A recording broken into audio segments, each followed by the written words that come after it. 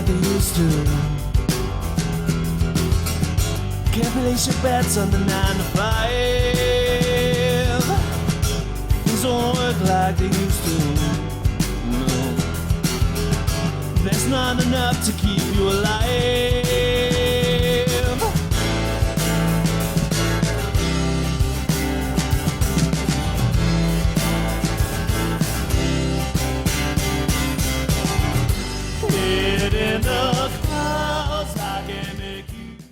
Hello and welcome to another episode of the Christian Reeve Podcast. Today's guest is a counsellor all the way from Australia. I think this might actually be my first Australian guest, which is it's pretty crazy after 6 years of doing this, over 350 plus episodes. I think the last time I tried to get an Australian on was about 2.5 years ago, and something fell through for some reason. And interesting enough, before I introduce him, the time zone difference, for those who don't know, who listen to the show, I always have to use time conversion to figure out when the best time for me would be for the show and also for the guest, and try to work it around their schedule. And I was thinking, Australia, it's all the way across the world. Surely it'd be really difficult.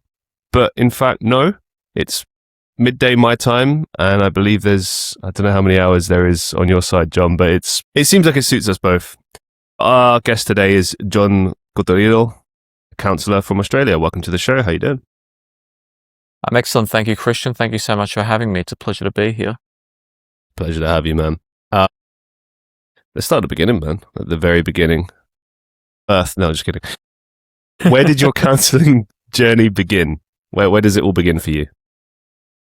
Well, it begins in childhood in a rather indirect way. Ever since I was a child, I've been in and out of psychotherapy for various different problems, and I was always somebody who was at odds with society, not in a particularly dangerous sense, but more in a sense that I never fit with what was normal.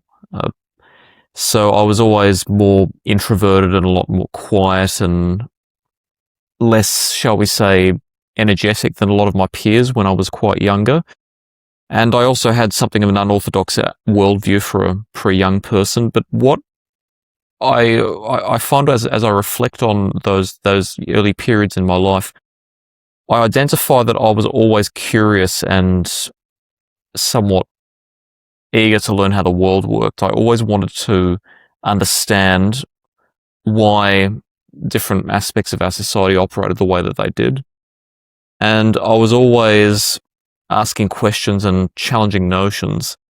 And at the time, I didn't realize that I wanted to be a counselor. But as I matured and realized that that's what I wanted to do with the rest of my life, I began to realize that that element of myself had always been present. And it very much fueled my desire to be a counselor, because I would argue that to be a competent counsellor, it's beyond technical or clinical skill.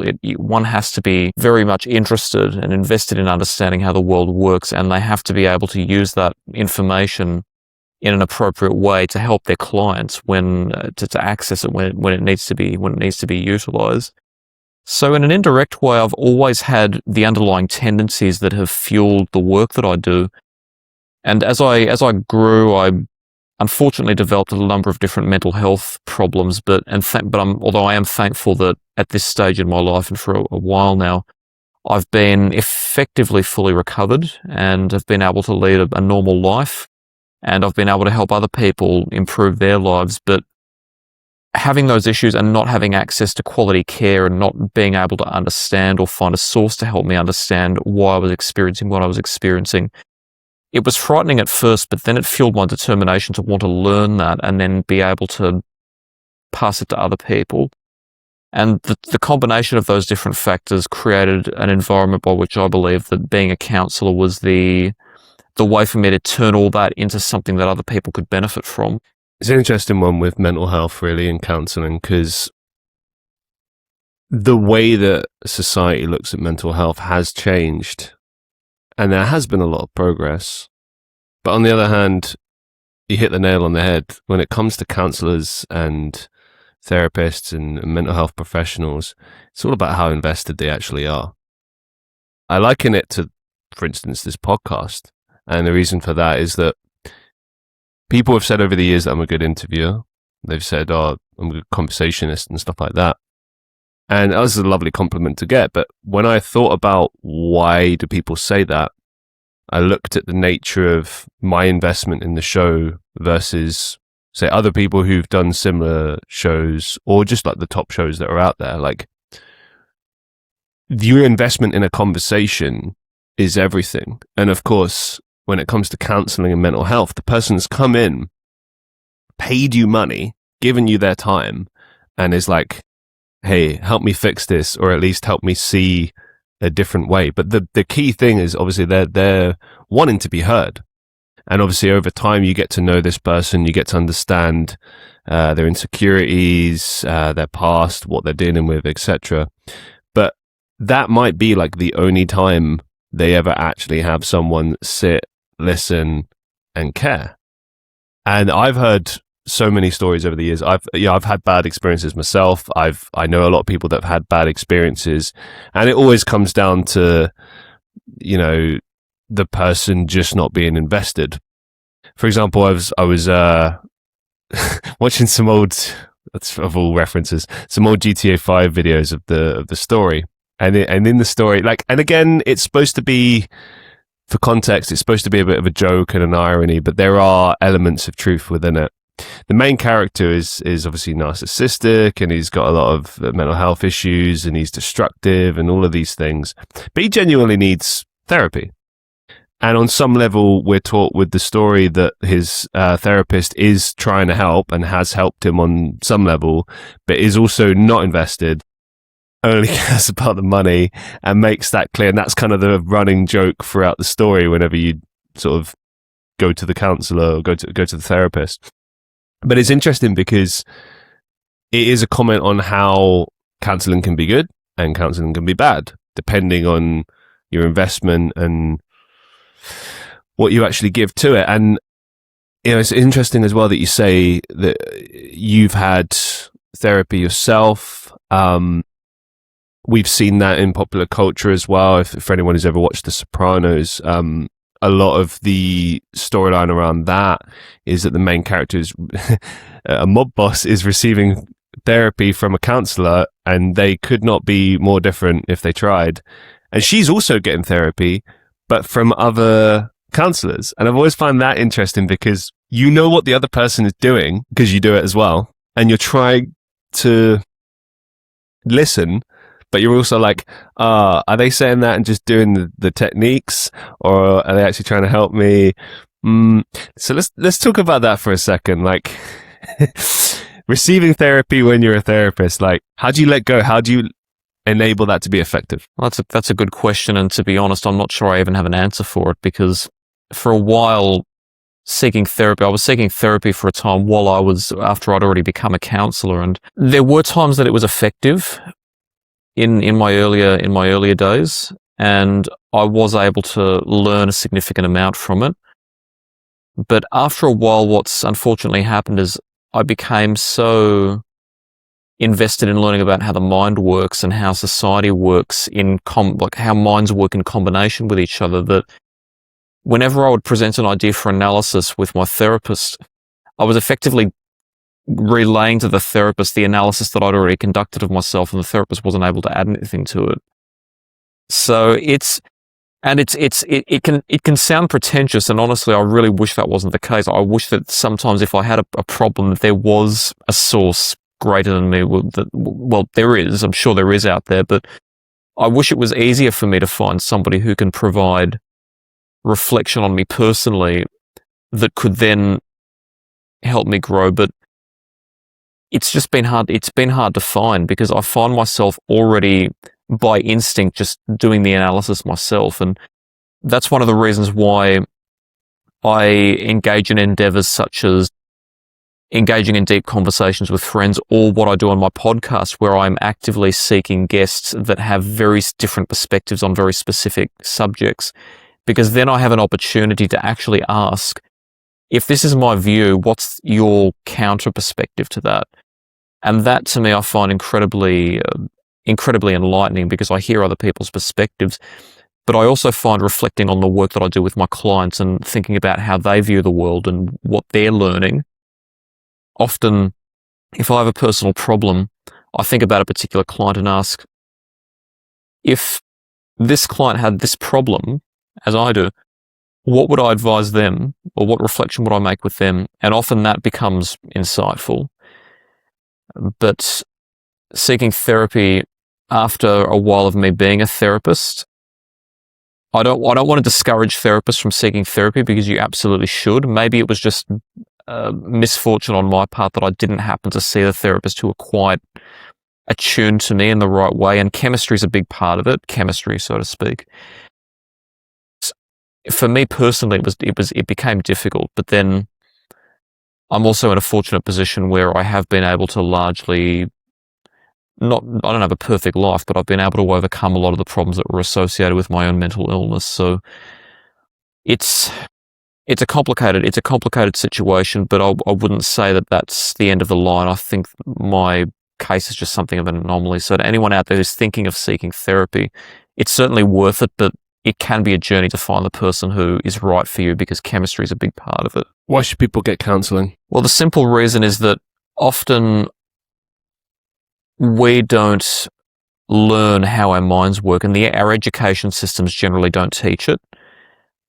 We're all too often, all human beings, and I mean literally everyone from the best therapist through to the best thinkers, everyone's mind has a limitation called egocentric bias, meaning that it is impossible for us to actually perceive our own experiences in the same way that other people would if we reported them to them. So it's always, when you have a problem that you can't solve yourself, knowing what the mental mechanics are that contribute to it, and knowing somebody else's perspective has a lot of potential to offer insight that you wouldn't have realized on your own. But through that, the caveat is that good therapy should help you develop not just a specific solution, but thinking skills, so that the next time you have that same problem or a different problem, you can transfer those same skills and solve it yourself. Sorry, it's such a great answer. I've asked similar questions over the years in the past, and sometimes the person's response is, well, you should go to my website and book a session. But like, we actually got a great answer there. Thank you. And, it's interesting when you say that. The first thing that came to mind for me was that saying of being in your head. You know what I mean? Like, it's something I've learned to do over the years, if you believe in astrology. But like, I'm a Taurus, so the classic thing is, oh, you're stubborn. To some extent that is true. To some extent it's not. I realized from a young age that like I had to work on it, because I knew people that were really stubborn, and I was like, I can't let this be something that prevents me from growth or something that stops me from living my life. But I have to also consider the source, what people are saying, because often people are always giving you advice and saying, you need to do this, you need to do this, you need to do this. For instance, in the past, people have said, you should get therapy. And I had a bad experience at uni with a therapy session, and I was just like, I'm absolutely not. I'll quickly relay that. So I was difficult point in my life, horrible toxic relationship I was dealing with, all just university. I found out there was free counselling. I was like, great, let's make use of it. Waited for about 45 minutes to get into this room, poured my heart and my soul out to this therapist for like 45 minutes to an hour, crying.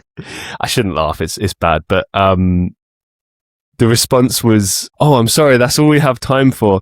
And then I was like stunned, and I was like wiping my tears. I was like, oh, okay. I just got off and I walked out. And then, look, I know not all therapists are like this, but when I've relayed this to other people, they've had similar experiences. And this goes back to what we were saying before about like people not being invested, right, in their job. But it begs the question, if you do this for a long time, I mean, I don't know how it works when it comes to reviewing therapists, counselors, but like, surely news travels fast, and it's like, oh, don't go to this person. They just, they don't care. How does it work in your line of work when it comes to building a good reputation as a trusted and solid counsellor? Well, building a reputation in counselling, I would say, is no different to building a reputation in any other line of business. I'd say that in any case, a quality reputation, if it's to be a truly good reputation, has to be built on quality practice. So the way we become competent practitioners, obviously we have initial training, we have certification processes. In Australia, we self-regulate, so there are a number of bodies that provide accreditation for counsellors. We have requirements once we're accredited to have ongoing professional development, which means we have to regularly take courses and read literature to keep our knowledge up to date. And we have to seek what's called regular supervision, meaning we have to consult with a senior therapist who's also a trained supervisor, talk about what we do with our clients and get an objective perspective on whether we need further guidance or whether we're handling the case as well. But a major problem we find in therapy, as opposed to a lot of other professions like trades, plumbing, technical professions, even something like general practice medicine, is that the mind's workings, we work with the mind, and the mind is so abstract that it is difficult to have an absolute and objective standard by which you can measure the quality of practice, because there are a large number of different therapeutic approaches that all have different arguments on which they're based. And what may work for one client and may seem completely useful to them and insightful, another client may hear that same therapeutic practice and think that has nothing to do with what I need. So there's a lot of difficulty, and some therapists I've known have had apparently an excellent reputation among some people, but then I've gone to them and just walked out thinking, how was that supposed to help? I don't get it. I don't understand. So, as I said, chemistry is a big part of it, but knowing you have to it's basic qualification and regulation is important, but what you have to realize on top of that is that you need a lot of patience, and you need to be willing to take things at the right pace with each client. And you really have to be willing to also be, while clients are vulnerable with their therapists have to be slightly vulnerable as well, and have to be willing to actually ask the client, can you please give me honest feedback about how you feel this is going? And I'm going to promise you that regardless of what feedback you have, I'm not going to react to it, but I'm going to take it seriously. That's something I find a lot of therapists don't do. And you have to be willing to accept feedback and ask for it deliberately. How do you deal with people who, because it must be frustrating when you can clearly see over time people are not taking the advice, they're not applying things, they're not listening to you. How do you approach that? Well, on a regular basis, I try to catch that if it is happening. So with every step that we take in therapy, I'll try to review with every client how they feel about it, if they feel that it's solving the core problem, if they feel that there's something missing that we haven't yet addressed. I try to get that. I try to catch that as it's happening. If it seems from the feedback in each of those instances that what we've discussed hasn't been implemented, and I'll normally ask explicitly if a client has implemented strategies that we've discussed. It's then we then explore why it's happening. So, are these strategies meaningful to you? Are they accessible? Do you find that there's a difficulty in engaging with them, or do you find that they're not helpful? Try to establish what's stopping them, and try to adjust them from that point onwards. To a certain extent, if we've established the core of the problem and we've been able to identify it, and the client's able to articulate it, and they're still not using anything that we're discussing, and they can't articulate any real barriers to it, usually, I won't say in every case, but usually what's manifesting is what we call avoidance, which basically means not engaging with something because it's uncomfortable. And what a lot of people don't realize is that psychotherapy, when you execute what you learn in psychotherapy, it's not like medicine whereby you simply take a prescription drug and it acts on you. It's a passive process. Proper psychotherapy involves deliberately changing your habits. That's an active process. And a lot of people may not be ready for that, even though we may discuss it and say this is going to involve making regular changes. A lot of people may not be ready for them, and the changes are often quite uncomfortable, even though they're not harmful.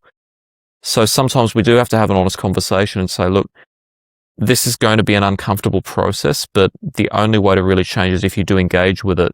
And even if you feel like it's going to be tough or it's going to be uncomfortable, do it anyway, because that's the only way you can actually start to make the process comfortable, is by becoming accustomed to the challenge. I know you can't talk about like specific instances, but what would you say are some of the biggest challenges you faced with clients over the years as a counsellor? I'd say some of the biggest challenges are that once we've established what it is that the client is actually experiencing, the essence of the problem, so to speak. Once we've established strategies, to be fair, most of my clients do engage with the strategies that we discuss. So that's to their credit. They're taking an active part in the process. But if there is a challenge, it's when we talk about why the strategies haven't worked and people say, "Oh, look, I just don't feel like it," or people might reflect and say, "Oh, look, I just don't know if it's going to work," or "I just don't know. It just doesn't. I just don't feel like it's going to be successful." And this is where we have to have an honest conversation about why problems continue. And the most common reason that problems continue is because if we tell ourselves that we're not going to be successful, we're not going to try. If we don't try, it's going to very much fulfill the idea that we're not going to be successful. It's going to be a self-fulfilling prophecy, which is the vernacular for it. And the biggest challenge sometimes is actually sitting people down and saying, "Look, I know this is difficult for you, but your mind is trying to avoid engaging because it knows the process is going to be uncomfortable. It's already accustomed to failure. It doesn't want the disappointment of further failure. The only way to have a chance at success is to risk failure, is to get up one day, try doing something that you thought you hopelessly couldn't do, fail, do it again and again and again until you succeed. And then you show yourself that you are worth the effort because you can succeed." And that's the type of problem that I'd say is most common. And people do overcome it with effort, with enough effort generally. Speaking of failure, have there ever been any clients over the years that you just weren't able to help for whatever reason, and you had to kind of begrudgingly either refer them on or just say, "I'm sorry, I can't help you"? And then after the fact, how did you... Because it must be crushing on two levels. Like professionally, it's like, failed, like I need to reevaluate. But there must be like a personal investment as well, where you're kind of like, damn, like I really wanted that to work out.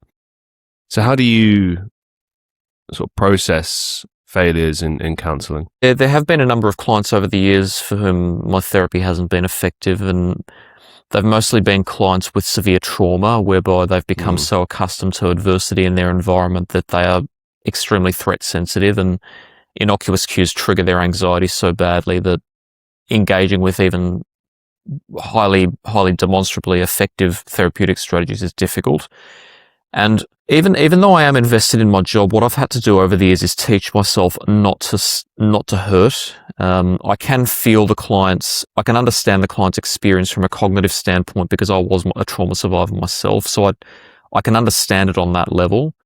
And ultimately, I do want the best for every client. So I do want people to suffer less and have better lives and be able to pursue whatever aspirations they have.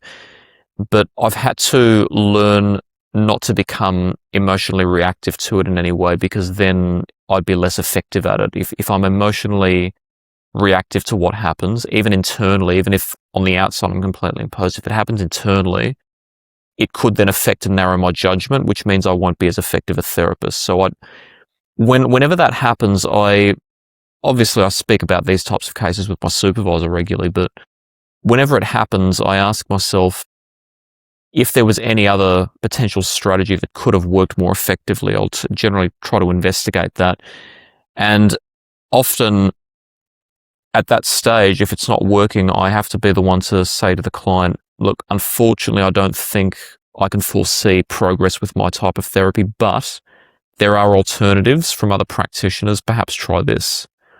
And I then simply reflect on what the core issue is that may have been in conflict with my therapeutic style. And if I can change that about what I do, then I review it. Otherwise, I simply put it down to sometimes a person just needs a different therapeutic environment that's created by different chemistry. So I try to reflect. I reflect on it and try to learn something about that, the way that person's mind works, that I can then use to help other clients who have that same problem. But what I also try to accept, and I tell myself, is that we didn't create the mind. Even though we have lots of theories that try to explain how it works, we didn't create the mind, nature did. So sometimes there are going to be problems that we can't solve immediately. That's when we have to look for new solutions. But we can't, unfortunately, we can't expect everything to be perfect. I do put a lot of pressure on myself because I want the best for everyone involved. But in the end, if it does happen that way, then it's at that stage that I say, well, if there was nothing more that I could do, then I'll learn what I can from it, but I don't take it personally, in the sense that I don't become emotionally preoccupied with it. How do you put your emotions aside in a role like that? Because it's got to be, like, I've always, in the past, people have said to me, like, why don't you consider being a counsellor? Why don't you consider being a therapist? And I get why they say that. I'm a good listener. I can give people advice. But the thing that I've noticed is, if you're deeply into your empathy, and it affects you in a big way, like it affects me in a big way, it's very energy consuming. And sometimes you're left feeling very dark, or you feel like the weight of the other person, and all they've really done is shared their issues with you, but sometimes it can feel almost like their problems are your problems. How do you sort of compartmentalize and keep your emotions out of it? Because obviously you can't hide them.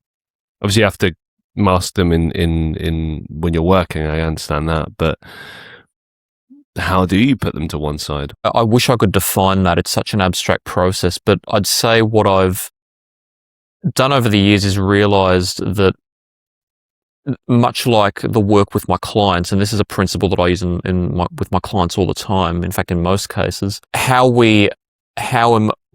what we do with emotions in terms of our actions in response to them largely have an influence on whether they continue or whether they change. So, for example, if I started feeling dark after having seen clients and talked about problems, which can happen, and it does still happen from time to time, if I allow those emotions to influence me in the sense that I then, for example, become passive, or I stop trying my best to do whatever it was that I was going to do that day, if I allow it to drain me so that I don't, so that I stop my daily activity, or so that I perhaps don't approach as many activities as I would otherwise have done. So, for example, maybe feeling like disconnecting socially, for example.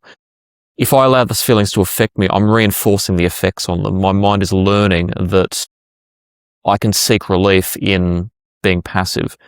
What I learned early on to do with my own challenges is to actually do the opposite of what my mind wants to. So if I start to feel dark and my mind is subtly trying to get me to avoid confronting that darkness and avoid persisting with life, I actually do the opposite. I go into doing whatever it was that I would normally do. I go do some writing or some content creation, or I go to do some administration. I go to do the housework. I do anything that keeps me active and keeps me productive.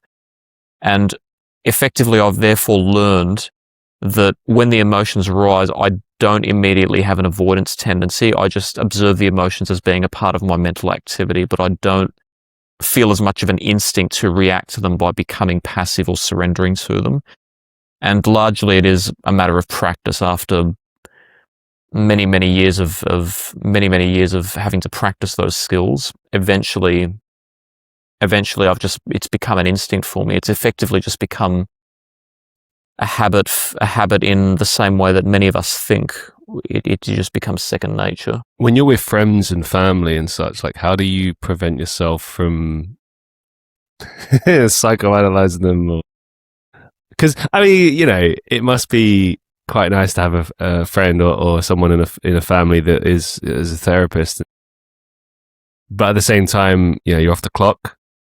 And also, it's There's a lot of issues I can see in that. I remember I briefly dated someone years ago, and I knew when they would put in the therapist hat on, I was like, I had to be like, don't do that.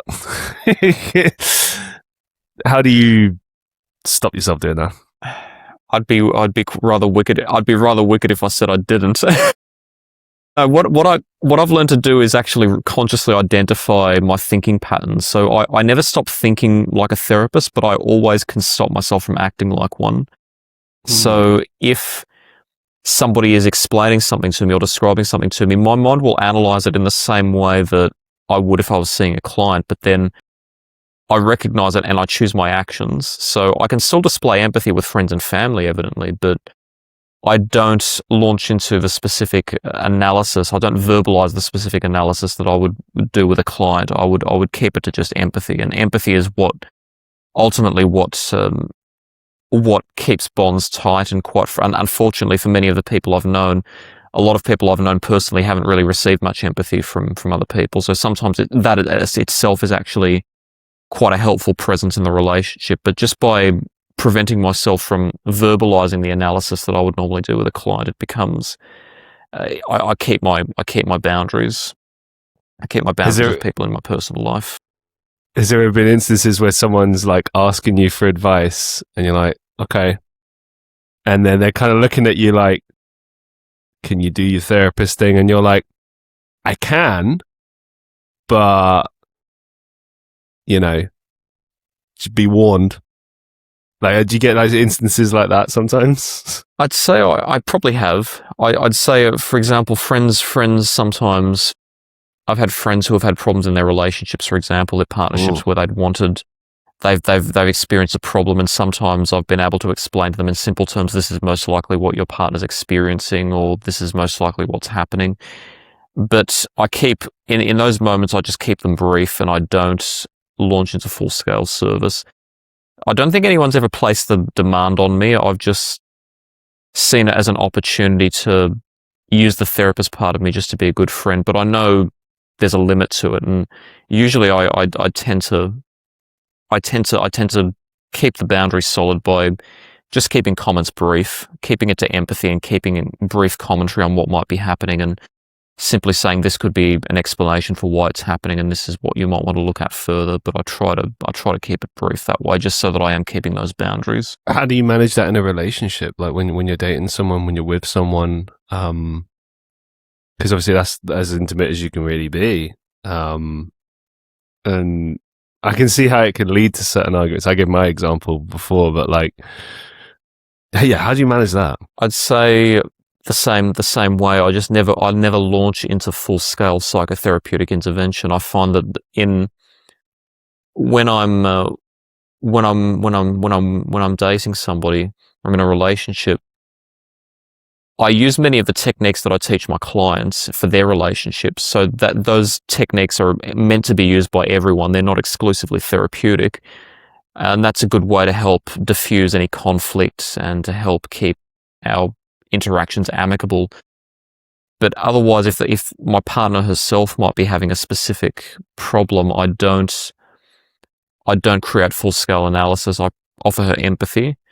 I offer her my assistance in any way that I can that would be socially acceptable. And I don't think I've ever dated anyone who wants me to breach that boundary. And once we've done what we can in the confines of the relationship, my dates have always known the therapy is worthwhile if they need it. Who wouldn't counselling work for?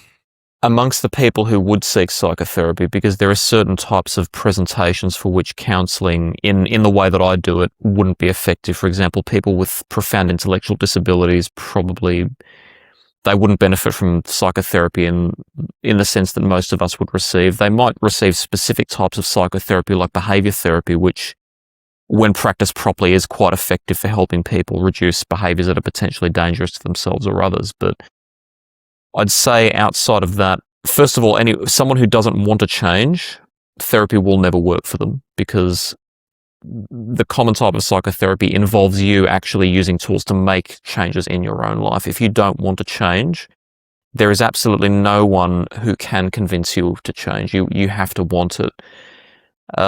outside of that, specific types of mental illness like I won't say all personality disorders, but narcissistic and antisocial personality disorders are quite treatment resistant, unfortunately. That's unfortunately not the term treatment resistant or even personality disorder has been criticized, but to be perfectly honest, unfortunately, that if you have one of those illnesses, then changing it through therapy is quite difficult. Profound presentations of illnesses where psychosis is involved, which is what happens when a person can't discern between what they're imagining and what's actually real. A lot of psychotherapy can't really eliminate psychosis. It can help people deal with it, but it can't eliminate it. The only real treatment for psychosis, as far as I know, that can actually reduce it or eliminate it would be medication or medical intervention. If it's a particularly profound psychosis, then sometimes even that doesn't work. So there are certain severe mental illnesses for which therapy is not generally appropriate, and in those instances, it's helping the person live the best quality of life that they can through other interventions. But those are relatively a small number of cases. Those are not common diagnoses. Most people seek therapy for issues that don't constitute a mental illness, or not a profound one at least. So in those common cases, it's a matter of if you don't want to change or you're not willing to face the challenge, therapy won't convince you to. I'm sure you've come across your fair share of narcissists over the years.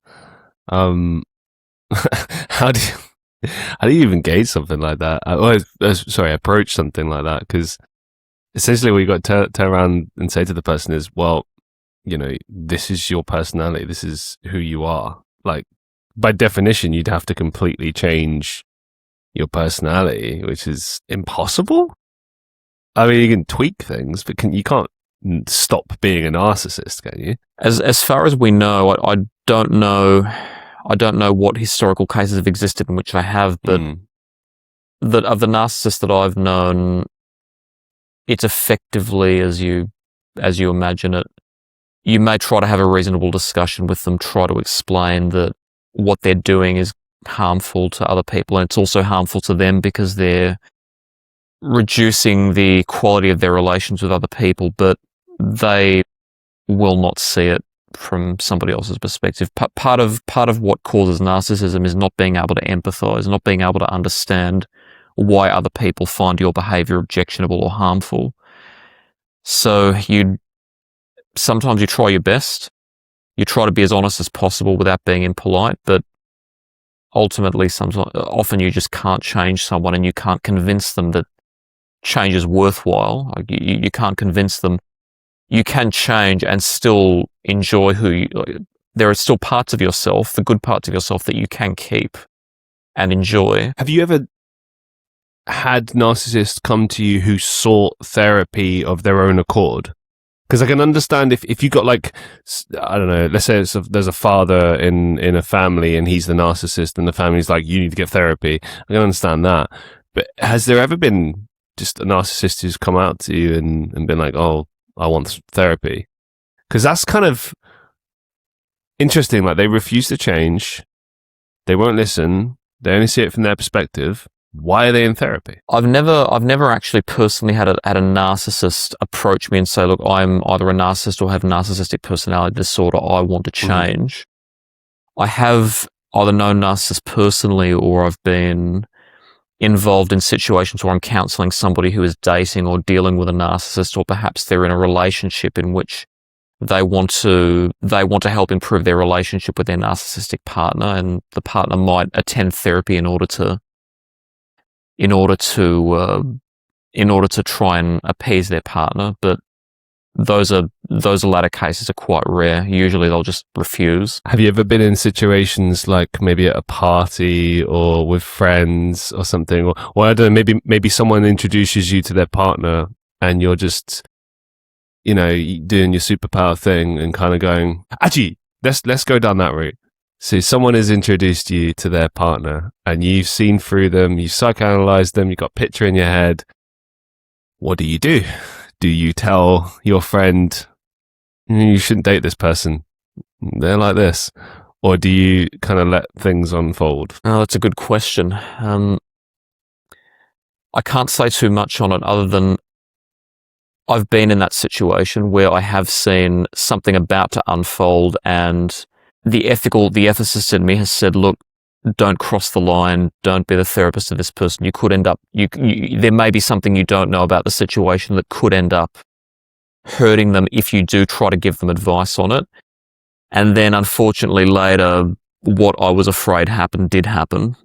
And because you didn't do anything, or because... Well, the problem is, if I had have said something, it probably wouldn't have done anything anyway, because in that situation, but the people involved were so heavily invested that you could have told them, given them the most logical argument as to why they shouldn't. I probably would have ended up being excommunicated from that situation, and they probably wouldn't have wanted to hear anything. So in that situation, what I tried to do was just try to be as supportive as I could to everybody involved, so that whatever seemed likely to me to happen was less likely to, but in the end, unfortunately, it still happened. Have you ever had a friend or a family member become a client, or is that too much of a conflict of interest? It's a conflict of interest. That there are certain people with whom we wouldn't work, and I mean literally any person who has another relationship with us. So family, friends, in many cases, relatives of clients. We have boundaries about that. Anyone with whom we've worked professionally in another role or for whom we've worked. Oh, okay, yeah. So, like, if someone's come to you and they go, "Oh, can I refer my dad onto you?" You'd be like, "No," because of your existing. It kind of depends. If this person has an ongoing relationship with their father, or they're having conflict, I would say, look, unfortunately, I can't. But even if somebody came to me and I realised that they were the subject of another client's complaints, there are specific ways that we deal with it so as not to breach the other client's confidentiality. I would normally say something to the effect of, and this hasn't actually happened to me before, thankfully, but it probably will in the future, statistically speaking. Like, that's just an experience we have. I would probably say something along the lines of, I've become aware of information recently that means that I don't believe it's safe for me to conduct therapy with you. I can't explain the reasons why, given that it would end up breaching your confidentiality or someone else's. But at a minimum, I can say, no one's done anything wrong. You're not in trouble. No one's in any danger. I'm happy to refer you on to somebody else. And we normally keep it at that. And that way, that person doesn't know that I'm consulting with somebody they know, but I'm not inadvertently going to be biased by something that another client told me. When sort of letting people down, or, saying that you can't give them therapy any longer, have you ever had any like really kind of crazy situations you found yourself in? Maybe like people on the other end of rejection who just didn't take it in a good way, or just because I can imagine for many people therapy might seem as like the last port of call. Like, everything's kind of falling apart and now your therapist is rejecting you. It's like, have you ever found yourself in situations like that, and how did you remedy the situation? On a number of occasions, yes, I have. And in those instances, my dialogue has absolutely no problem-solving talk whatsoever. I don't sugarcoat it. I don't try to give them false hope. I simply say, the truth is, I wish that I could offer you the assistance that you need, but I don't believe that my therapeutic style is going to produce the type of progress you're after. And quite frankly, it's not right of me to take your money knowing that change isn't likely. It's just, I can't do that to you. I think that it's nothing that you're doing wrong. It's that therapy involves chemistry between people. It's a rapport, and some people just build a different rapport with some types of therapists over others. So if I was to, hopefully, I would be happy to refer you on to somebody else. Hopefully the rapport that they build with you, or the chemistry that you feel, is going to be more, it's going to feel more conducive to change for you. And I keep it honest, and I do empathize and say, I know it hurts because you've suffered a lot, and I've been in the same situation. So I really wish that it didn't have to come to this, but in the end, I don't feel right taking money from you, given that you're trusting me to provide the grounds for change for you. Have you ever witnessed another therapist being unethical, or maybe heard them say something unethical? And if so, have you ever had to kind of have that decision? Do I report this? Do I talk to them? Have you ever found yourself in situations like that? Oh, on a number of occasions. I've most of the situations that I've seen in which I've had reason to question a therapist's practice, they wouldn't fall within the scope of what's reportable, but I'd say it's more problematic from the standpoint of what ethical standards we have. I'll give you some very, very broad examples, but in therapeutic practice, something that we often say is we can't facilitate client self-sabotaging. So if a client is approaching the therapeutic relationship in a way that is going to perpetuate the problems that they're experiencing, we have to then tell that person, we're ethically obliged to tell that person, either this stops or I can't service you, because then I'll be enabling you to keep perpetuating those problems that you already have. An example is in frequency of service. Some therapists will say if a client is wanting service from you, but they can only see you every 4 weeks or every 6 weeks, and they're saying, I can't afford to see you any more often than that, or I don't have the time to leave work to see you any more often than that, a lot of therapists will automatically conclude that is a self-sabotage cycle. It's the client saying, well, it's not that I didn't put in the effort, it's that money stopped me or time stopped me. Change is impossible, and it's a way of avoiding the discomfort of change by rationalizing that it wasn't that you didn't try hard enough to change, it's that something else stopped you from change. That's a little bit of an obscure concept, but one of the things that we avoid most often is mental effort. Mental effort's actually quite uncomfortable for a lot of people, and all too often we avoid change because of that discomfort. And so a lot of therapists will say, unless you're happy to see me at a minimum every 2 weeks, I can't enable that self-sabotage cycle. That is within the bounds of what's considered ethical under our accreditation system. And I know in places like the United States where there's government licensure involved, I think that's considered ethical within those circumstances.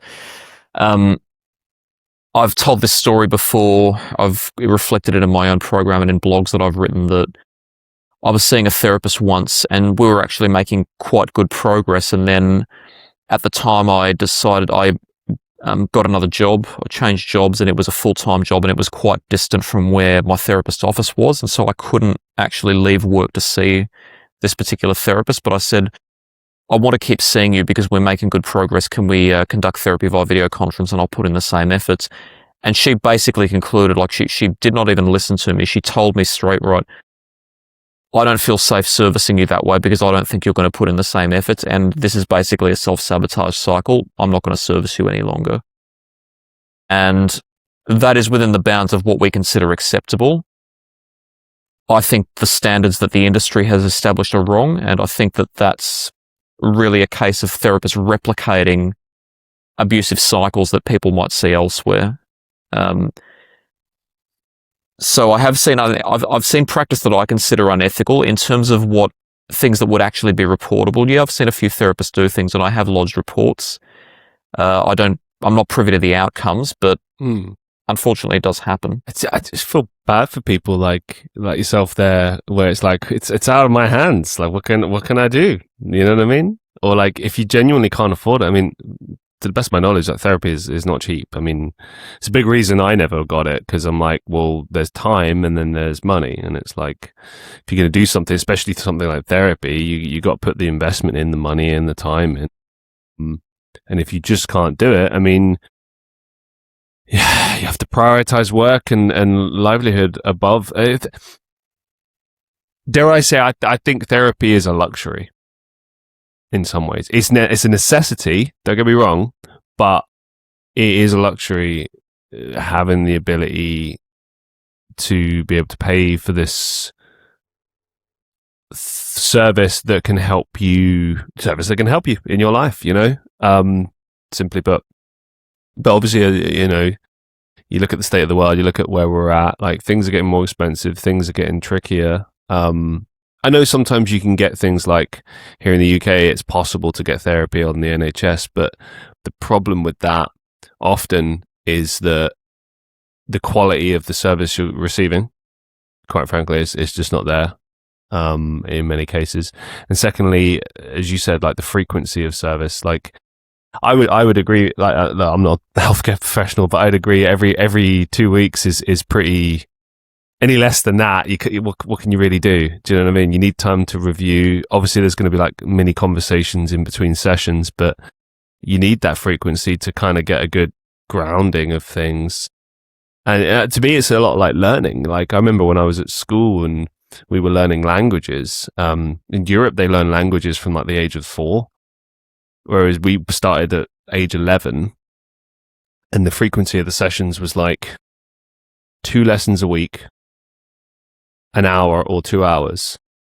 And we were expected to practice at home, but we weren't practicing with each other because, and you could argue maybe the teachers didn't push it enough. Maybe we could have practiced in the playground, but we were kids, you know. Really, there should have been more contact hours, like, because that's the best way to learn a language, by the way, is speaking it. But yeah, I don't know. That's a tough one, man. That is a tough one. It is, and I think a major way that this could be solved is through systemic intervention. And by systemic intervention, I mean start with teaching basic psychology in schools, and I mean make it a part of the curriculum. Teach problem-solving concepts so that people are not necessarily able to do everything a therapist can do, but at least when they engage with therapy, it becomes easier because they're already primed to have some of those cognitive workings. I completely agree. I think the only reason, above the ones I just listed there, the key reason I never went to therapy is because of critical thinking. Because I was able to look at things and go, all right, what do I need? What are my problems? What do I accept are issues? What, you know, like and this is why I would get annoyed with the whole "you're stubborn" thing, because I'm like, no, I've considered what you've said, I've analysed it, I've looked at it, I've weighed it up, and I've decided that's not for me. That doesn't make me stubborn. That means I've sat and thought about it, and I know what's best for me. There are obviously instances where people don't listen. People are, you know, beyond help. Like if you're an addict and you're dealing with stuff, sometimes you can lose sight of things. You might not realize how far gone you are. I've made it known in the past. Like I had troubles with alcohol back in the day. I don't now, but it was because of looking at things. Things got to a point, and then I was like, well, I've got 2 options here. I can either get on top of this, you know, at the time I decided to go cold turkey with it, which was a really good move. Or I can let this continue. And obviously I wasn't going to let it continue, but I knew that there had to be big changes. So for me, quitting for, I think it was like 6 months in the end, was really powerful. And I was talking to a friend about this last night, that the reason I decided to start drinking again was that I looked at it and I went, the issue was never the thing itself, it was the habit of the thing. It was that it was a crutch, it had like a hold on me, and that's the problem. And often that's the case. We forget like things like alcohol or depressants. So, you know, you're depressed, you drink a depressant, guess what? It makes you more depressed, right? That's not always the case. I think of great nights I've had where, you know, but like the reason I had a good night was not the thing itself. It was the company, the conversation, you know, forgetting about things or working through things. Yeah, I've had people criticize me in the past about, you can't use friends as therapists, Christian. And I'm like, I don't. I talk to people. If I have, perfect example, last night I had some issues I needed to talk to a friend about, and I was like, is this okay with you? And it was like, ask permission. And he was like, yeah. And we spoke about it. It wasn't the only thing we spoke about, but he was really helpful. And that's the thing I always look at is I do agree that there is like some level of responsibility on the person who brings their problems forth to let the other person know, like, hey, there's no expectations here, but this is a big conversation. Are you ready for that? Like, it's going to be, I'm going to need empathy. I might need your time. I might not be, I'm asking for advice. I'm asking for a lot here. Is this okay? And if the answer is, oh, I'm sorry, I don't think I can do that, that's also okay. I completely agree with your assessment. I'm stunned that they don't teach these things in school. I think a lot of people go into adult life never really truly understanding themselves, which is crazy. But when it comes to mental health, one thing I learned over the years is that it is like this barometer. So like, while you might not necessarily have like a mental health condition, you can find yourself dipping into the negative. Like I'm naturally quite a calm, positive guy, but I also, if you push me far enough, and if life pushes me far enough, I can find myself with negative habits. I'm aware it's happening. I can see it. I know it's destructive. I know it's problematic, but I also know that I have the capacity within myself to be like, okay, today's a new day. Like, case in point, today, boom, podcast. After that, boom, voice acting, then house stuff, then work. Yesterday wasn't that. Yesterday was, okay, there's a problem and I need to talk about this and I need to deal with it. I guess my point with all of this is that I understand myself mentally and what I need, and I've spent years working on that, and you're never done, you're never complete in that regard. It's always a work in progress. But I understand enough to know how I work, and I understand that if it got to a point where I didn't feel I was in control, then I'd ask for help. And the stigma in society, I think a lot of the time is, oh, if you're going to therapy, it's like failure. And it's like, no, it's like, it takes a lot to stay in control. Sometimes life can push us so much that it's like impossible to stay on the horse. It's impossible to stay in the car. We're just being thrown around left, right, and center, and we need a bit of support, and that's fine. But I think that the bigger issue here is the society stigma. And yeah, people say, oh, you can talk about it now. I disagree. I think you can, but it's held against you. It's held against you professionally. It's held against you in society.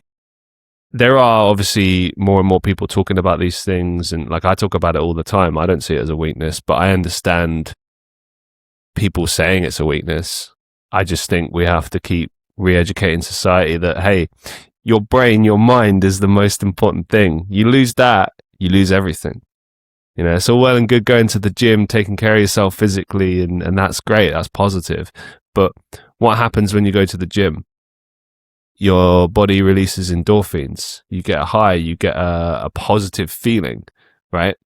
But that's temporary. The long term is, how do I feel about myself? How do I feel about myself when I'm alone with myself? How do I feel about myself when I'm with friends? How do I feel about myself versus last year, 5 years ago, 10 years ago? Did I really resolve that stuff from my childhood, or is it coming into my adult life and affecting me?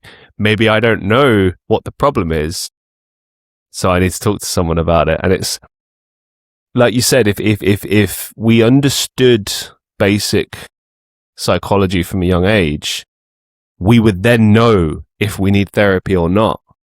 And that, I suppose, is the real key in all of this. Absolutely. And it would prime us to then be more receptive to problem solving skills, but also understanding why we need the care that we do. Everybody understands what the risks of climbing a tree are. You may fall and break a bone, and everybody understands what the risk of a broken bone is. But because the mind is so abstract, we too often avoid engaging with the challenge of understanding it, because our mind's like concrete, but abstraction is quite difficult for us to handle. Not impossible, just it takes a fair bit of mental effort, and mental effort throughout history, quite frankly, most of history's problems have been caused because people were too afraid of mental effort. They didn't want to engage with things. They wanted to seek quick answers, and quick answers all too often are not particularly useful ones. And on a small scale, quick answers can create nuisance, but on a large scale, they can create destruction. Completely agree with you.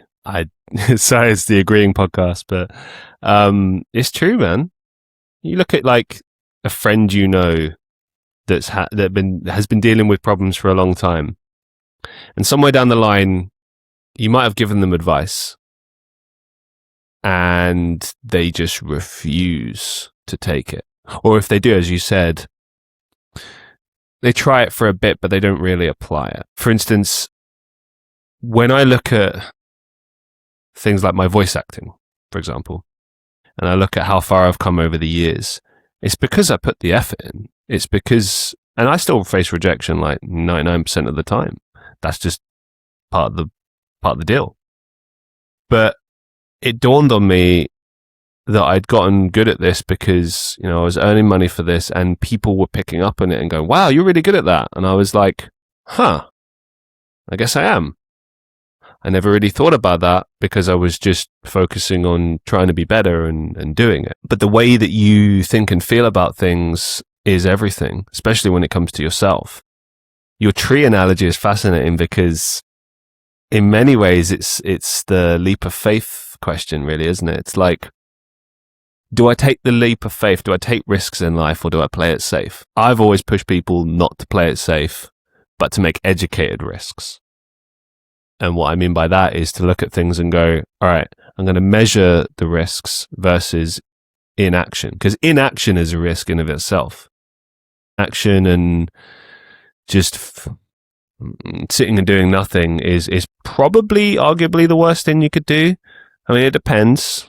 Like sometimes it's better not to do anything, like, like the old expression, hold your tongue. It's better to observe than, just say everything you think all the time. But at the same time, inaction sometimes can lead to some of the worst decisions in our lives. And I think a lot of the time we just kind of have to look at each and every situation in our life or what's happening around us and make a judgment call. And you can't punish yourself for these judgment calls unless they come from fear, I think. Because it's fine to get things wrong. But if your decisions come from like, I was too scared to do that. I don't know, like I don't know what to do, that's on you. I know that sounds harsh, but like that's true, When I look at everything that I've done over the years, it's all about risk taking. And I've had a lot of criticism for that. And for the people that have tried to understand it, I try to explain to them that I played it safe in life and it got me nowhere. And it's like the worst thing you can do. But again, it depends what you're looking for. If you're looking for contentment in life, I don't know, maybe that is the answer. For some, maybe. As you outlined earlier, every instance is completely different. What works for one person doesn't work for another, and so on and so forth. But it's kind of harrowing, like how ill-prepared a lot of people are in life. Because when I went to uni, my worry was, I don't know how to cook. I need to learn how to like take care of myself, right? But then like, there's never that conversation about taking care of your mental health. Like, how am I going to be when I'm alone?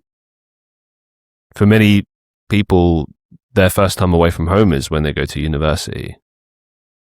First time away from parents, first time away from everything. Like, who am I when I'm on my own? Can I exist in that space? COVID was a good example of this too. Like, there was a lot of people, extroverts I felt suffered more than introverts, because extroverts now were forced to stay at home and not go out, and they didn't know how to do that, And I was like, what, you've never had a rainy day? You never had like just a chill weekend? No. Oh, okay. Why? And it's like, well, because I live for the weekend, I go out, I do things. Oh, that's fine, but like, I think it's important to be multifaceted in life. You're not always going to get what you want in every given situation. You got to like make the best of things, Like some weeks are the best weeks of your life, followed by the worst times of your life. Who are you throughout all of that? That's your constant. That's who you are, how you deal with all those things. My 10 cents anyway. Moving it forward, I want to focus on something really positive. What have been your biggest success stories?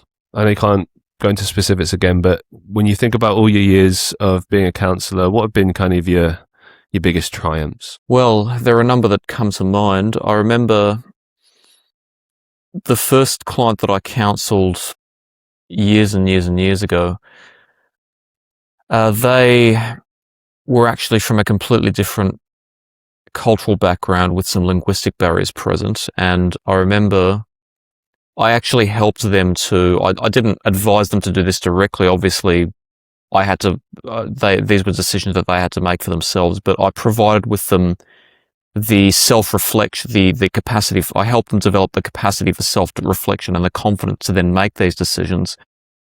They actually decided to move countries to shift themselves out of poverty into something more fruitful. And I was really proud when I heard that, because they were reflecting to me how they felt that they were stuck in a cycle of being in poverty in a country where they didn't feel that this was an international patron at the time. They didn't feel that there was a future for them, and they felt rather dejected and quite helpless. And through our discussions, they developed the confidence to move countries and start a new life. I remember I once helped I've convinced people not to commit suicide or self-harm. I've helped people to move out of decades worth of trauma, not complete healing, but because trauma can be quite hard to heal, but get to the point where they no longer felt suicidal and actually felt like they were worthwhile in life, and they felt they deserved to be happy and do things that were meaningful to them. I've helped people who thought they wouldn't work again to move from severe mood disorders back into the workforce. So I've had some moments. I will say, of course, psychotherapy can be, I jokingly say it's a black magic sometimes, because it's so abstract that it can be hard to define exactly what's going to work and what doesn't work. But obviously we have our practice standards, we have our boundaries, we have determination and insight. We use them as best we can. And I'm quite grateful for the fact that I feel quite privileged that people have sought my help over the years and that I've been able to help them. And I'm quite proud of the fact that these types of outcomes have been able to occur. And I am very thankful that I'm still here to be able to help people with them. How do you convince a person not to commit suicide? Like, what's the process that you go through to try and convince them to keep going and to keep living? This is like riding a bicycle.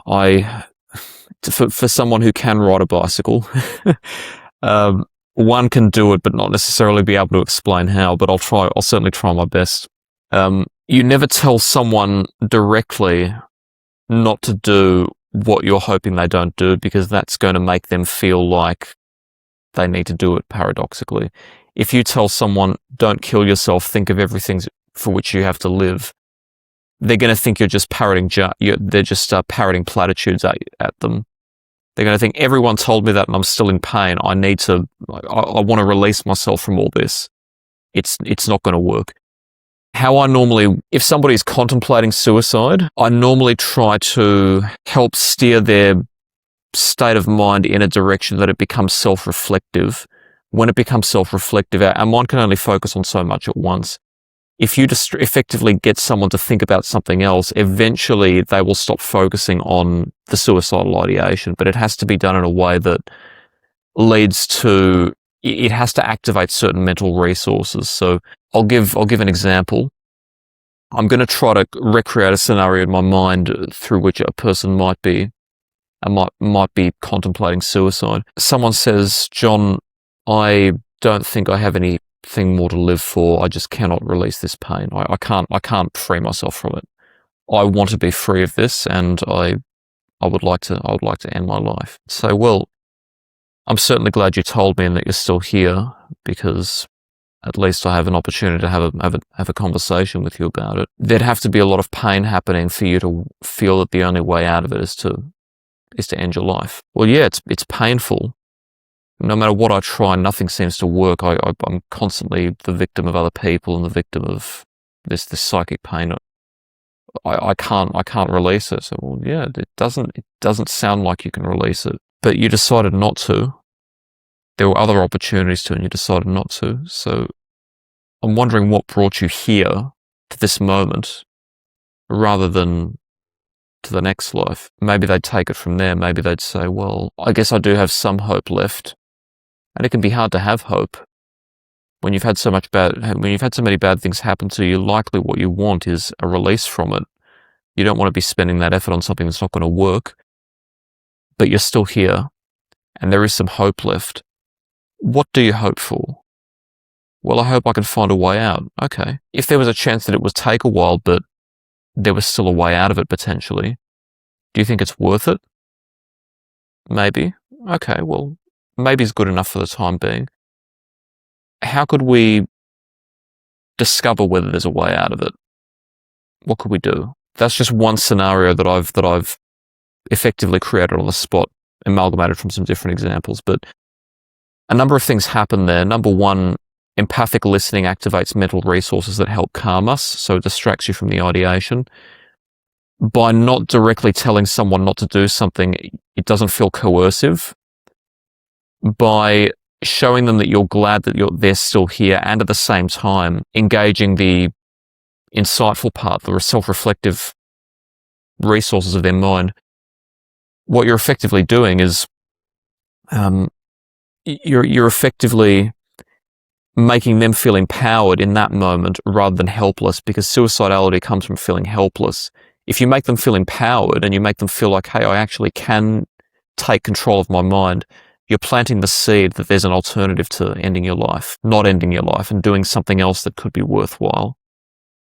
And the way you do it, it very much happens in the moment. Thank you for sharing. Really appreciate that. What has mental health taught you about life? It's taught me that all too often we try to instill false hope in ourselves. And all too often mental health problems happen when the sense of false hope that we have is broken, and we realize that life can be downright nasty, and no matter how good we are, no matter how much effort we make, no matter how good a person we are, bad things can still happen to us.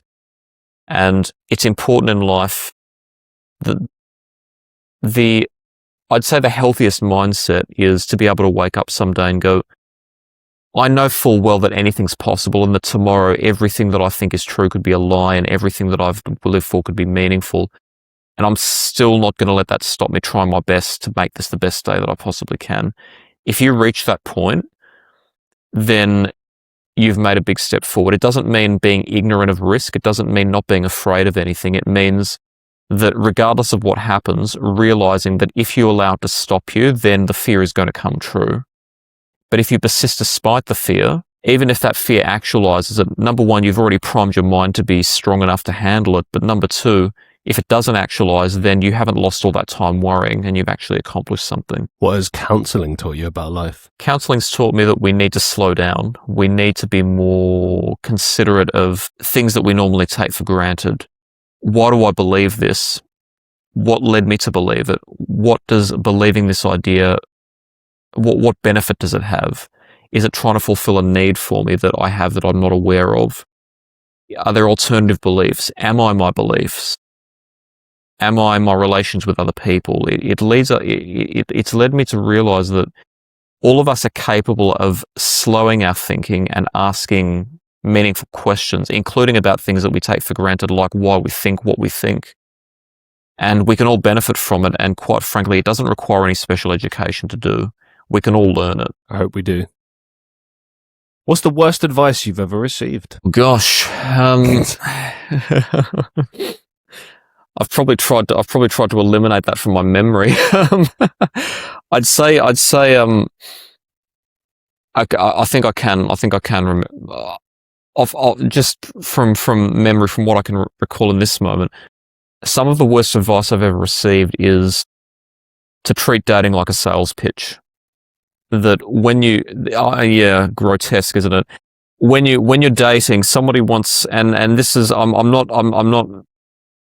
want to judge the people who said this, because there's some contextual factors that make this a bit more nuanced, but effectively people tried to convince me at times at different stages. When in Rome, do as the Romans do, as in when you're dating, try to make yourself as attractive as possible to someone, try to make yourself as relatable and likable. And that actually had some merit, but it led me down a path of thinking, okay, I don't want to take this literally, but at the same time, at least it prompted me to ask a question. Should you accept all parts of yourself, or should you change the parts of yourself that aren't working? And it led me to realize that there are parts of yourself you should change, there are parts of yourself you shouldn't change. You change it, it's different for every person. But what I wanted to change about myself in the end was being more proactive in my relations with others, as in, if I was interacting with someone and I like them, be the first person, if it's appropriate to do so, to ask them on a date. Don't wait for them and get them to read your mind. Be honest. But there were other things about myself that I realized I don't want anyone else telling me not to change those things, and I'm not going to change them. Like, whenever I date, I've always been very honest about what my needs are and what my relationship goals are from the start. So no one can say I didn't know, because we did know. We have that conversation early. I have certain lifestyle philosophies that I've never breached and never will, so I'm completely avoidant of all drugs and alcohol and gambling, and there are certain things I just won't do. I believe they're inconsistent with moral code for me. And I just, people may not find it relatable, but my mind needs it to be healthy, but at the same time, it creates more trusting relationships, and the people that are attracted to that are probably also more likely to be trustworthy as well. So although some people might see it as rigid, or might see it as old-fashioned, or might see some of my values as perhaps a little bit boring, so to speak, I don't want to attract people who only like me just because they see something alluring. I want to attract people who are actually willing to talk to me for more than 5 minutes. And that's something I would encourage anyone to do. Like, know what your own values are and know what you want out of a relationship, and be honest about it. Enter it into it in good faith, because the way I live my life might not be the most suitable for everyone, but there are certain elements that we should all have and we all would benefit from them. And acting in good faith and being honest is certainly one of them. What's the best advice you've ever received? The best advice, I would say, can't remember if I received this as advice explicitly, but work in mental health, work in the mental health field in human services. I can't remember if I actually received it explicitly or whether I decided entirely on my own. It was a long time ago that I decided that I wanted to be a therapist, but whatever inspired me to make that decision, whether it be direct advice or some other source, was some of the best I ever had, because it led me on a journey to learning about things that allowed all aspects of my life to be better. So I'd say definitely the best advice that I received from something or someone. What's the biggest life lesson you've learned so far? The biggest life lesson I've learned is that you can't base... one shouldn't base their decisions solely on emotion. You need a healthy balance of emotion and thought, and you ultimately have to take responsibility for making the judgment every time you're faced with a situation of what to do, whether you base the decision more on emotion or more on thought, but you need to weigh both. Saw a perfect illustration of this. It was it's like a wolf or a dog jumping off a cliff to grab a bird or something, and the slogan or the blurb said something like, remember that all actions committed by your emotions are I'm paraphrasing, but you can't undo them. Once they're done, they're done. And like, I know this all too well. I'm a very emotional person. I've worked over it over the years. I have a long way to go still. But when it comes to big decisions, I listen to that whole sleep on it thing and, give it some time. I'm like, yeah, I know. I need to calm down. Because in the past, I would just get angry, upset, I'd make phone calls, whatever, and mess it up even more. But like now I'm like, I'll get back to calm again, and then we'll see how I feel then. It's an amazing, like, how powerful that is if you take 5 minutes just to kind of consider the situation.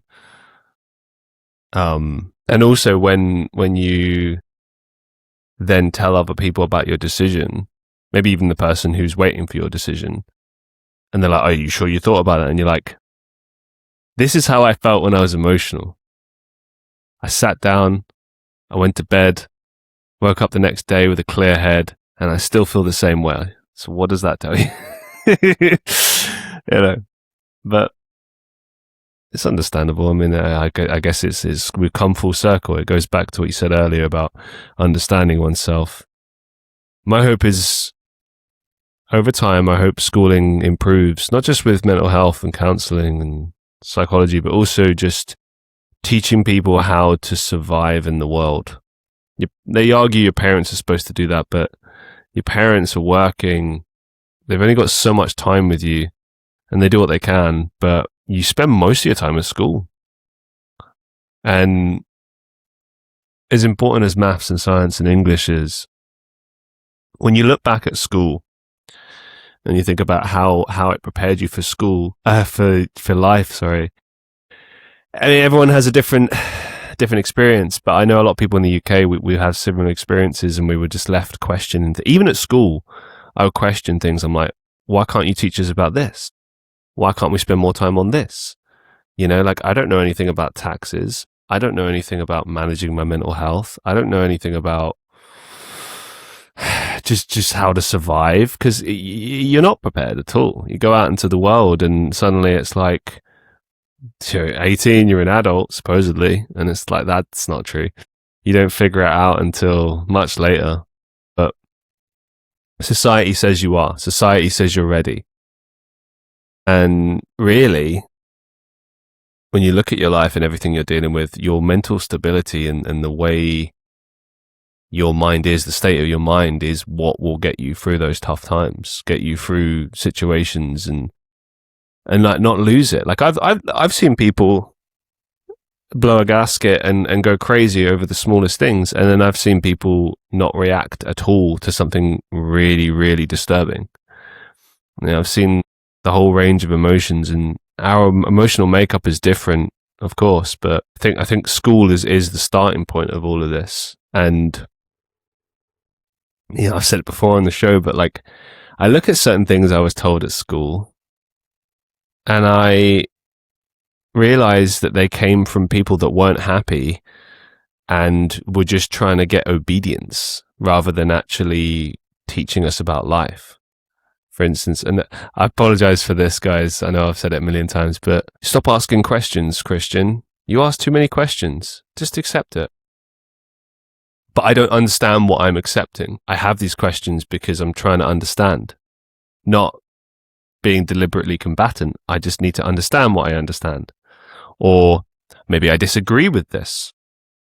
For instance, I remember arguing with my RE teacher like crazy, and the basis of the argument was, I don't think that you can turn around and say this is fact. I'm happy to explore things with you, see your perspective, see, this is the problem. They employed a religious person to be an RE teacher. Bad move. You need neutrality. She was deeply passionate, and I respected her passion, but I also was like, you can't just label this as fact. You just can't. Especially in a classroom full of young people with thoughts and feelings. Like, you might be able to win some people over here, but you have to do it with keeping people's minds open and allowing space for questioning and understanding and stuff like that. The other thing I got quite a lot at school, which I thought was silly, was you talk too much. Too talkative. Now, I understand the whole class disruptor thing, but these two things, questioning and talking, are such important life skills and have been the crux of everything I've ever done, from doing a podcast, doing acting, working in customer service here and there. Like, these two things, most important things. So I had to do what you did and reject what I was taught and go, actually, this is not right. I had a bad feeling about it because I looked at some, not all, there were some good teachers too, but there was a lot of people that just got into that field because then, they weren't happy and they just didn't have anything, and they sort of begrudgingly accept this teaching position. They don't want to be around kids. I get it. It's not easy, but they would approach it in a way that was not professional and not appropriate. And they would take it out on students, which I think was the worst part. A lot of these people that said these horrid things to me were not thinking about how it comes across. Like, I'll never forget one of the teachers two things stand out. I'll just share these stories, but I'll move on. There was one teacher who, I think they were like a maths teacher. I didn't do very well in maths. I struggled. I would ask questions. I was told, stop asking questions. How can you not understand this? I've wrote it on the board. I've explained it. I'm like, well, I don't understand the way you explain it. And you say to ask questions. I do. And then you shut me down. So I would not ask questions. If you compare that to how I was in English class, different student. I excelled. I had a great time. They let me ask a million questions. I came up with ideas. I was creative. My maths teacher turned around to me one lesson and said, "Oh, Christian, I understand." And she sort of said it with like a bit of a sarcastic flair, like, "Oh, you work hard in the English class. Wish you worked hard in mine." And I literally turned around and I said, because I'm treated with respect in that class. And then I said everything I just said to you, like, you know, this is how you treat me. And they didn't receive it well. They were just like, "Oh, you're disruptive," whatever. And I'm like, okay. The other example was fascinating. We were in German class. The teacher decided to divide the room up physically by order of who was going to excel and get A stars. They were at this left-hand side of the room. People in the middle were BC range. Everyone to the far right, fail. Now, we had this thing where if you were under a certain level, the highest grade you could get was a C, which is still a pass. And we all wanted that. We fought for it. We struggled, but we all wanted it. None of us wanted to fail. But we did butt heads with this teacher a lot. He was quite a difficult teacher. And he decided on that seating plan. Just consider that. We all sat down one day. We look at each other. We go, "Oh, we see what's going on here." Because all of us knew we were failing. And we just looked at where he spent most of his time. And most of his time was spent hovering around the A-star students. He might ask the odd question in the middle row, never would talk to us. So I put my hand up one day and I said, "So why are you discriminating us and actively dividing us, segregating us and treating us this way?" And his response was, "Oh, well, you've chosen to fail and be disruptive. So that's, that's your decision." And we were all like, "Well, we want to succeed. Can you please help?" And he just wouldn't do it. I was stunned. I was like, your job is to teach. Your job is to help. And, some teachers, some students are going to be difficult. I wouldn't sit here and say I was the easiest student ever, but there were a lot of teachers who understood that I was just a teenager struggling with some issues and that I just needed a bit of a push, confidence boost. And guess what? I excelled in all the lessons that treated me that way. Top of my class in business. A-star student in English. Says a lot. You know what I mean? It's like, the influence you have over people is everything. And we've spoken about counselling today and mental health and a lot of things. And if you look at like when you go into therapy and you're looking at your insecurities and the different things that you struggle with, it all comes from your childhood. I know it's a cliche to say it, but it's true. It's schooling and it's what you grew up with. It's those two things. And if they're not dealt with and you're not consciously aware, that's what you spend your adult life dealing with. As we draw things to a close today, do you have any final thoughts or upcoming projects that you'd like to share with our listeners? I'd like to say thank you first and foremost, because it's always a pleasure to speak to people for different perspectives. I love hearing stories from people. I love talking about things that are important. And quite frankly, my philosophy on this is that my narrative never changes.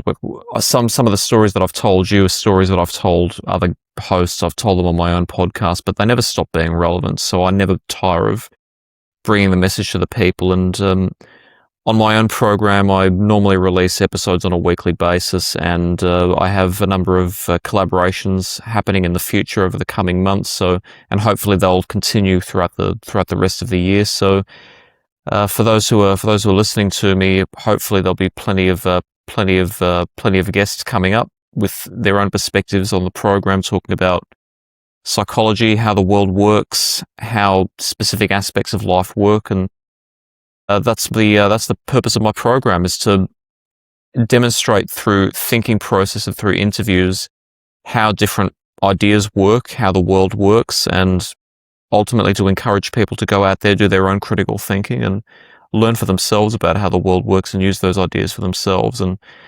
I never tire of it. So for me, it's always every day is an exciting one. Absolutely. It's been an absolute pleasure speaking with you, John. Thank you so much for your time and your wisdom and your experience. Massive thank you. Thank you, Christian. It's been a pleasure to be here. To all the listeners of the Christian Reeve Podcast, make sure you go out of your way to check out the Your Listener podcast. That's John's show. I'll make sure there's a link in the bio. And yeah, just check him out, follow him. As we've demonstrated here, he's got a lot of insight and wisdom that I find is very, I enjoyed it. I learned a lot today. And I think you guys can too. So thank you so much for watching and listening to the podcast. And as always, be safe, be well, and I'll see you in the next one.